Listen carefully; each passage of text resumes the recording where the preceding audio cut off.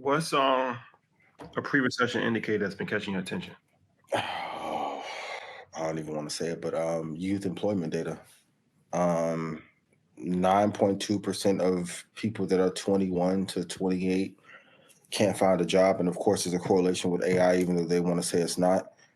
But if there's no entry level jobs that post grads can find, and you can say, well, use AI to be able to get a job, but like going back to credit, they may not have good enough credit to work at some of the institutions that require a 750 middle score. Mm-hmm. I'm wondering, with the surgence of AI, we probably will have a decade where youth employment goes probably to record highs. How do you then onboard them later in life at 32? And I know some people say, well, entrepreneurship. And that's why I think investing is so important, because you can invest into the greatest companies. But if you have no capital to put into the market, you wonder why Mandami won.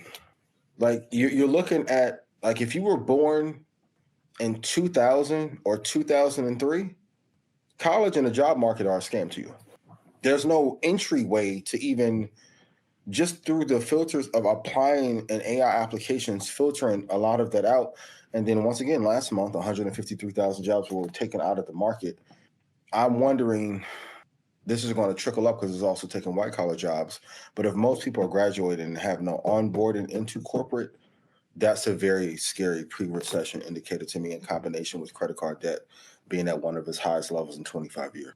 It's scary. Like, think about it. If you graduated in June, you have no onboarding unless you have a great connection somewhere into corporate or major tech.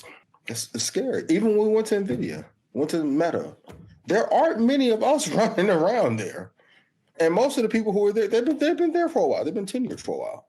It's tough. If you look in, just my friends in Chicago, they're like, the job market is seeing freezes in Chicago like they haven't seen in 15 or 20. These are people with MBAs. Yeah. So, yeah. It's like, tough, man. It makes me think of like when Kendrick had that song, "How Much a Dollar Costs." Mm-hmm. Is like, how much does the degree mean, Mm-hmm. right? Like, what will it equate to when everyone has it? Mm-hmm. You know, I was speaking to, well, my brother's a guidance counselor, but I was speaking to a few, and they were like, it's kind of like what the education system has done with the National Honor Society. Mm-hmm. Like, every high school has somebody in the National Honor Society, and if every school has that and every school district has a bunch of schools, how many kids are really in national honors, right? Mm-hmm. So it's like, it gets weakened by having more, right? And then everybody's on. So it's like there is no separation. So if that's what happens when kids leave school, then what? Mm-hmm. Right? The MBA isn't enough. So what does it become? Well, I have the MBA, but I don't have experience. Well, do we just give it to the people with experience? Mm-hmm. And if nobody's giving experience, then what do we have to create? That's why entrepreneurship is so important. But also inside of entrepreneurship is having vision to see opportunity. Yeah. Right, because there's abundance of opportunities that we might have to create, but exist that we're not seeing. I think those things are vital. Charlie, what you think? Yeah, it's almost over, man. I mean, we keep stressing this, right? And I'll be honest, even at M2 Income, shout out to Daniel. I'll say the most important investment after you have your investment portfolio isn't another stock; it's the country to be stationed in.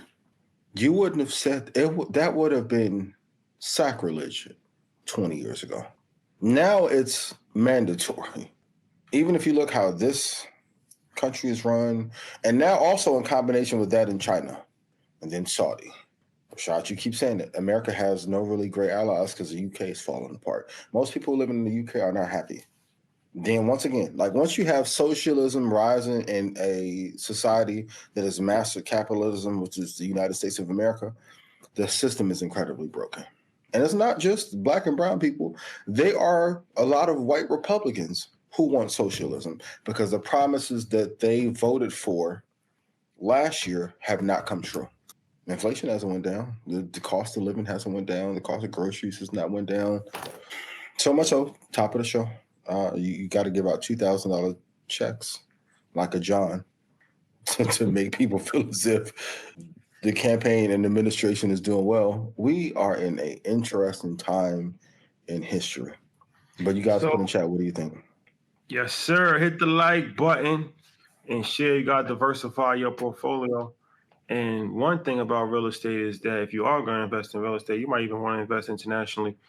We're going to do it in Ghana. That's happening currently. We was at Daniel's thing. He's talking about Dubai real estate. I've seen Jabril, Passport Heavy. He's been talking about Jabril, Panama, yep. because, man, you know what? One thing John O'Brien told me back in the days was that John O'Brien was saying that he bought a house in Turks and Caicos. And he bought a house like 10. He was like, okay, like, after, okay, now how much do I have to pay on an ongoing basis? And they're like, no, what do you mean you bought the house? He's like, it's no taxes. He's like, no, you bought it. You own it now. He's like, so I just pay one time and that's it. Such a foreign concept. For sure. So, literally free and clear water. Free and clear. And even in Ghana, like, they got the 99 lease renewal. So people was like, whoa, you really don't own the house because you got to renew it every 99 years. And then I'm like, would you rather pay $2,000 at the end of 100 years to renew it for a new 50 years? Or would you rather pay $50,000 a year in taxes that increases over the course of time? And if you miss 1 year, they take you out. You don't own your house in America. If that's your logic, you don't own your house in America. You literally missed 1 year in back taxes, you're in trouble. Depending on what state you're in, after 18 months, they could take your house. Yep. If you had this house for 150 years, it could be in your family for 100. Doesn't matter. You could have paid the mortgage for the entire duration of the mortgage. You could have paid property taxes. You fall on hard times, you can't pay property taxes after 1 year. Like I said, depending on what state you live in. Some states, they could take it in a year. The most lenient, it takes like 3 to 4 years. But in any state, after 5 years, they're taking your house. In the most lenient state, they're not going to give you more than 5 years. In the most conservative state, when it comes to this type of matter, they're giving you 12 months, figure it out, and then your house is going to be for auction. So you don't own your house in America if that's the logic. And, property tax, it was one of the first subscription models. All big tech gets their ideas from government. Go ahead. And it's guaranteed to go up. Mm-hmm. It's not like, okay, even that would be okay. If I'm paying $10,000 in property tax, okay, I could budget this in. Okay, I know for the rest of my life, I'm going to have to pay $10,000 a year. Okay, even that psychologically, you don't even know what you're going to be paying. You could start with $10,000, and then 25 years from now, it could be $30,000. Mm-hmm. How can you prepare for something that you absolutely don't have any idea of how much it's going to be in the future? It's a horrible thing getting off that gold standard back in 72. But there's some stable coins who buy gold right now. You don't say. Yeah, you got to invest in other landscapes, other continents, for sure, as a hedge. Diversify your international exposure. Mm-hmm.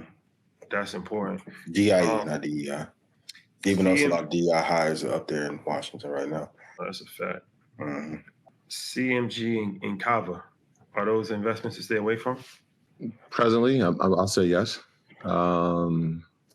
The retail space itself, especially in that sector of food, are they 1 and 2? No.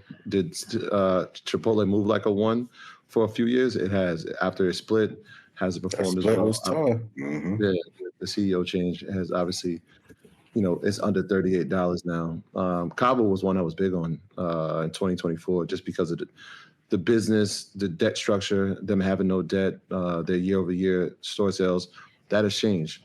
And that's how politics can come into the actual company, right? When you're talking about government shutdowns, when you're talking about government layoffs, the year-over-year same sales stores don't look the same this year. All right. So you see Cava, which was trading at over $120, is now at under $40.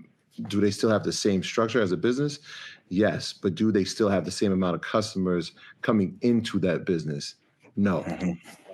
And so that's one. It's an interesting scenario. Ian, makes me think when you used to say, I don't want to invest in anything that has an engine, right?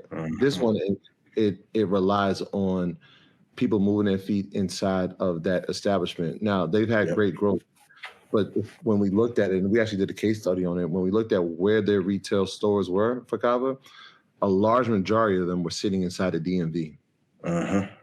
And if you think about the DMV, who works in that area? A lot of federal employees. And so if they're not going to work and if they're not getting paid and there's layoffs, the fast casual doesn't become fast casual anymore, right? We're not eating out for lunch every day.